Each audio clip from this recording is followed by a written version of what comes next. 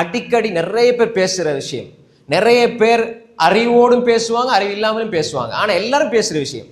உதாரணமாக இந்த பலஸ்தீன் விவகாரம்.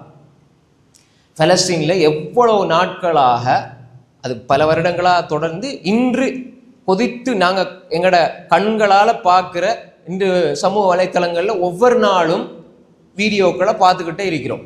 பலஸ்தீனில் முஸ்லீம்கள் கொல்லப்படுகிறார்கள், நசுக்கப்படுகிறார்கள், அநியாயமாக அழிக்கப்படுகிறார்கள். இப்படி அநியாயம் அங்கு இழைக்கப்படுறதுல மாற்று கருத்து இல்லை. ஒரு மூமின் அதை எப்படி பார்க்கணும்?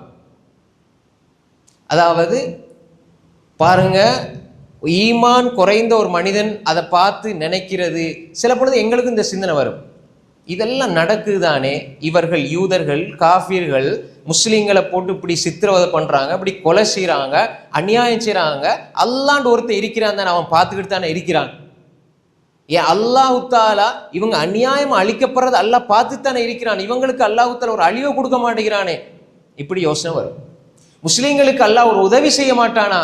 இந்த 2 வயசு பிள்ளை இப்படி அநியாயமா கொல்லப்படுதே, அல்லாஹ் பார்த்துக்கிட்டு தானே இருக்கிறான். அன்புக்குரிய சகோதரர்களே, இங்க இது ஃபித்னா, இது குழப்பம், இதுல தெளிவு வேண்டும். அப்ப இப்படி ஒரு நிகழ்வு நடக்கிற பொழுது ஒரு மூமின் எப்படி அதை பார்க்கணும், எப்படி அதை உணரணும்? எல்லாருக்கும் வலிக்கும், எல்லாருக்கும் வலி இருக்குது, எல்லாருக்கும் வேதனை இருக்குது.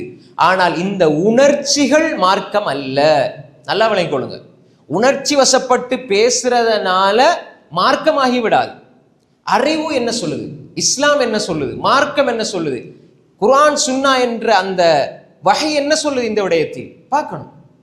இந்த இடத்துல ஒவ்வொரு மனிதனும் யோசிக்கிறான். இது சாதாரணமா புரிந்து கொள்வதற்காக ஒரு விஷயத்தை சொன்னேன், எல்லாருக்கும் இது தெரிஞ்ச விஷயம். அப்ப இந்த விடயத்துல நாங்க எல்லா மனிதர்களுக்கும் உள்ளத்துல வெளியே சொல்லாட்டியும் உள்ளத்துல ஊசலாடுற விடயம் என்ன, அல்லாஹ் இதுக்கு ஒரு முடிவை கொடுக்க மாட்டானா?